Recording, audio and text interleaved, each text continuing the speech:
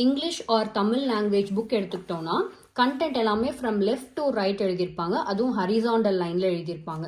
ஆனால் சில ஜாப்பனீஸ் புக்ஸில் பார்த்தீங்கன்னா கண்டென்ட் எல்லாம் டாப் டு பாட்டம் எழுதியிருப்பாங்க, அதாவது வெர்டிக்கலாக எழுதியிருப்பாங்க. அண்ட் ஸ்டார்ட் பண்ணதுமே வந்து ரைட்டில் ஸ்டார்ட் பண்ணி லெஃப்டில் கொண்டு வந்து முடிச்சிருப்பாங்க.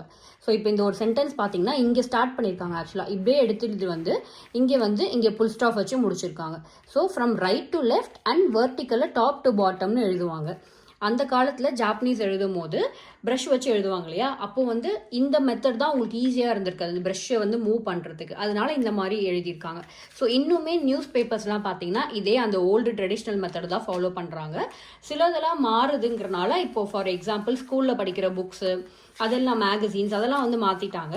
பட் இன்னுமே நியூஸ் பேப்பர் அதெல்லாம் ட்ரெடிஷ்னல் மெத்தட் தான் ஃபாலோ பண்ணுறாங்க. இப்போ இந்த சேம் புக்லேயே பார்த்தீங்கன்னா இங்கெல்லாம் வந்து ஹரிசாண்டல் எழுதியிருக்காங்க அண்ட் லெஃப்ட் டு ரைட் எழுதியிருக்காங்க.